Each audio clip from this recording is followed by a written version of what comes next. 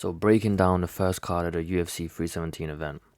So I predicted Felipe Lima for victory in this one. So my thought process was we've seen Talbot get ragdolled a little bit by Barcelos.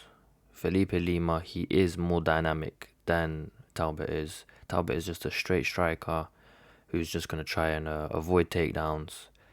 And in grounded situations, you even saw in the fight Talbot, he would just, he had easy positions where he could be in a dominant position like guard, half guard, and he could just sit on Lima and just secure the round, and he would just stupidly get up, and it just showed like a lack of fight IQ from Talbot.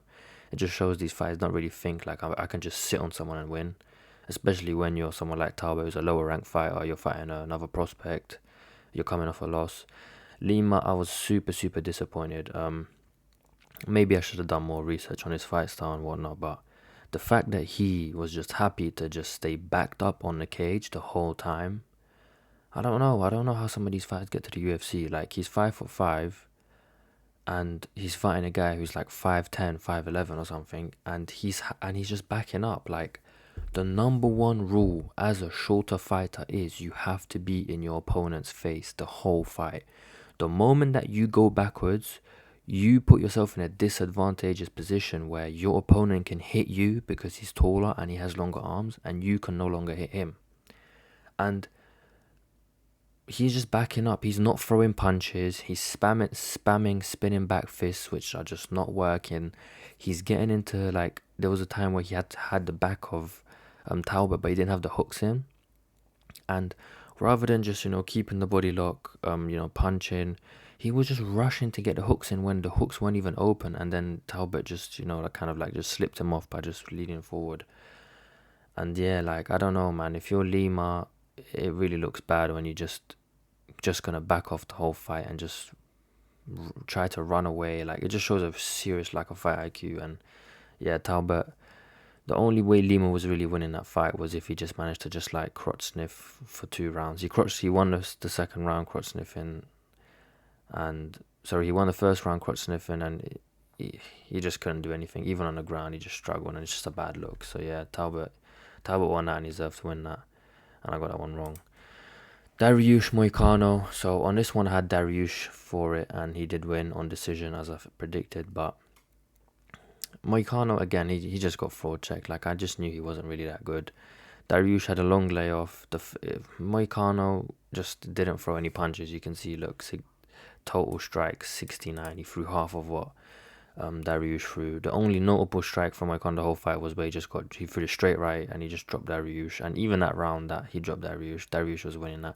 Dariush looked decent. I would have liked to see him circling out a bit more because he kind of, again, was just on the cage, just kind of standing still on the edge of range. But he did a really good job of just mixing it up, like mixing up the kicks.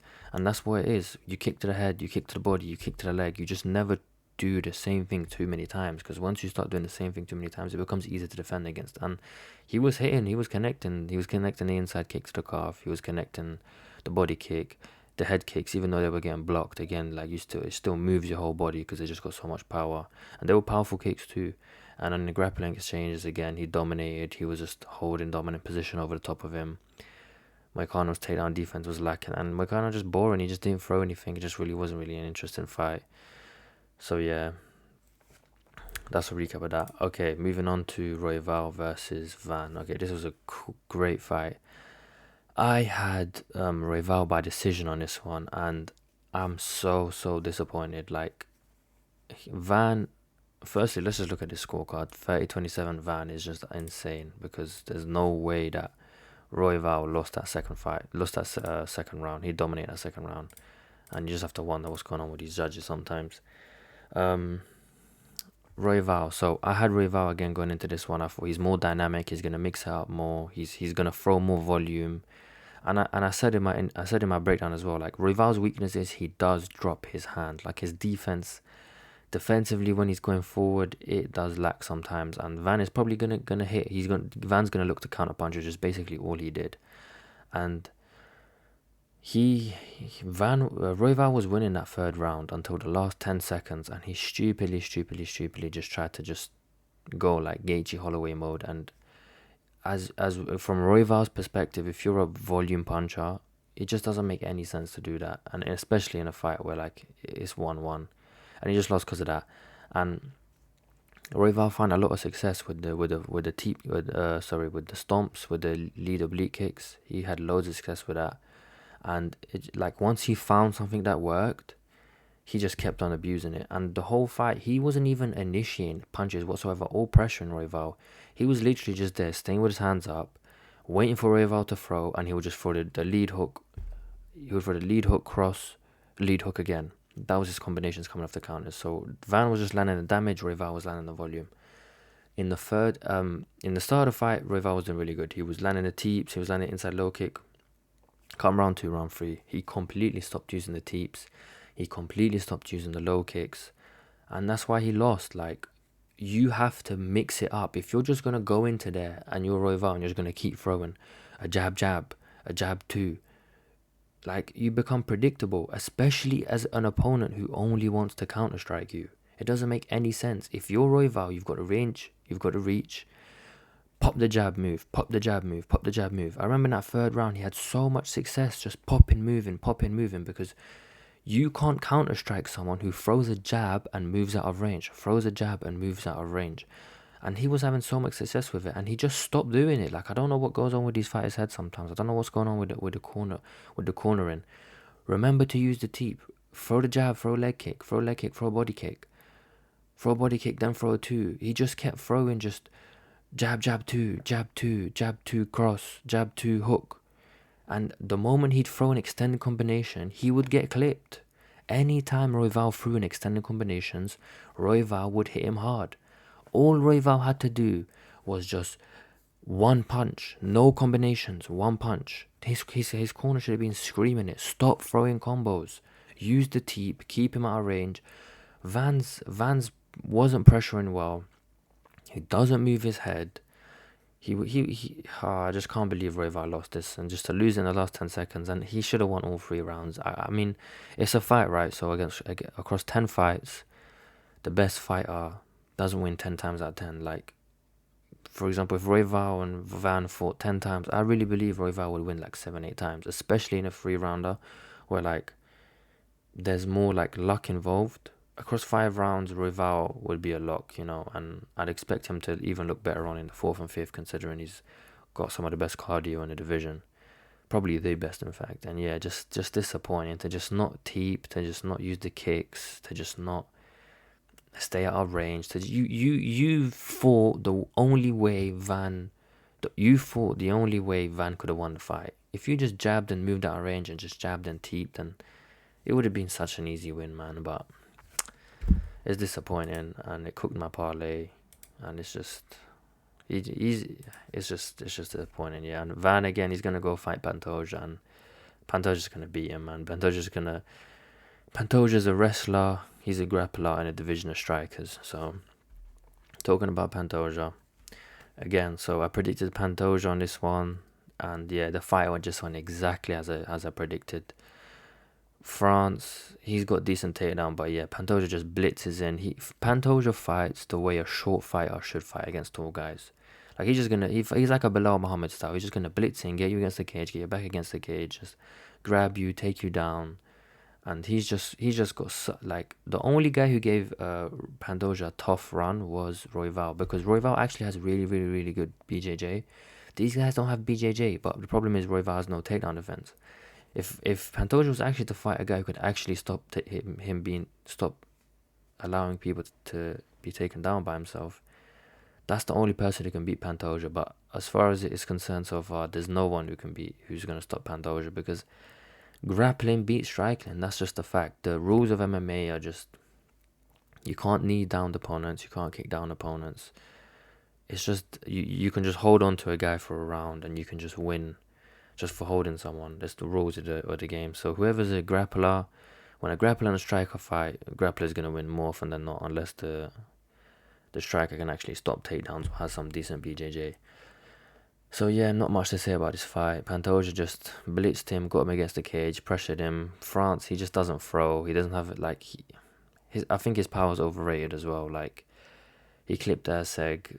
It's not like he's going knocking out every single person he's fought in the first round or anything like that. It's just like, yeah, he's got some finishes, but most of his finishes were outside of the UFC. Pantoja got him down. I said he'd take the back, get the body triangle. Same thing he does to everyone. He gets the back, gets the body triangle, gets the rear naked choke, and it's the same thing he's going to do to Van. You can book it right now. Pantoja beats Van by rear naked choke.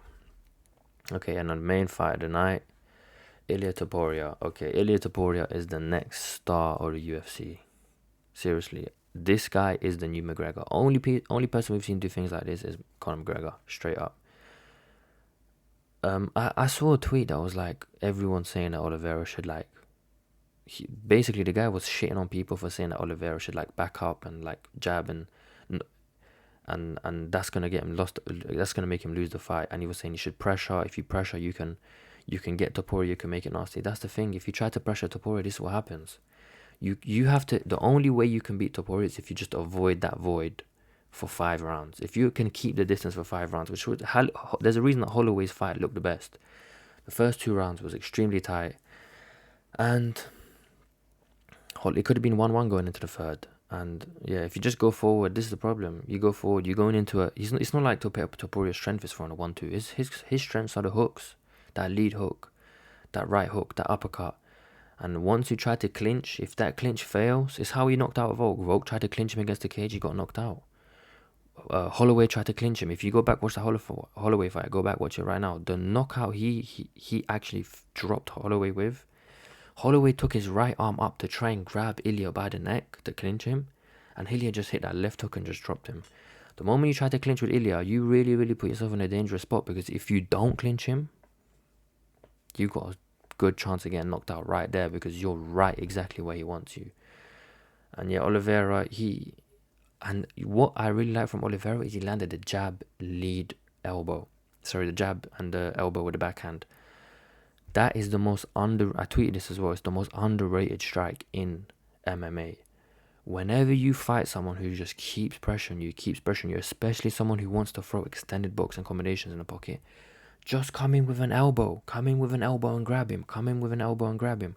Come in with an elbow and hold on to him. That gives you an entry for the clinch. That gives you an entry to get an underhook, grab his arm, grab his tricep, do something. And he connected clean on the elbow because there's ranges, right? There's the jab and strike range. There's the jab and the cross range. There's the hook range and uppercut range, and then there's the clinch and elbow range. The best way for you to enter into that clinch range is through an elbow, because once you start to move so close to someone where you can elbow them, that hook that Ilia throws can no longer hit you because it's going past your head, right? And if Islam's the next fight to do, and if Islam can just use that jab, like if Ilia's coming forward, hit the jab elbow. If Ilia's backing up, hit the jab and then hit a head kick, hit a body kick. You just have to react off what Ilia does, and that's the only way. And I just want to see if whoever's fighting Ilia just got to use the elbows more and just got to use the takedowns more. Charles was never going to be the guy. He ain't got no takedowns. He tries to get body locks. He tries to just clinch you, get knees against the clinch, against the fence. Yeah, like, who's next? Paddy gets knocked out in round 1. He's defensively, he's just not good enough. Like, even Chandler clipped Paddy in that fight. Paddy's gonna go just the same way that Paddy went. Oliveira was going for leg kicks and getting clipped. If you try to kick Topuria, he's just gonna fucking smack you when you kick him in the calf. So yeah, Paddy gets KO'd. Tarukian again, like he's got a much better chance than Paddy, but again he probably gets KO'd in like the second round. He'll try a wrestle, he'll try a grapple. Eventually, Topuria will hold off. He'll get KO'd too. Gaethje gets KO'd in 1, man. The only guy who can stop this guy is Islam. And honestly, if Islam does not beat Topuria, Topuria is going down as the greatest fighter in MMA history. He's going to surpass Jones, he's going to surpass GSP, he's going to surpass whoever else you want to put in there. There's no one who's going to be able to stop this guy. He's just going to clean out the division. 10 defenses, 15 defenses. Fuck knows what he's capable of, because no one's ever been this win. Like, when you look at Conor, amazing. Knockout power, reflex. He had nothing on the ground. He had nothing for takedowns. This guy is the most well-rounded fighter we've ever seen in the sport. So guys, that's the end of the video. Leave a like, subscribe. I'm just a brand new channel coming up. And also check out my Instagram and Twitter, because I do post like shorts showing the highlights of the fights and like the short clips of exactly how I break down fights. So if you're interested in those as well, I'd appreciate that, and peace out.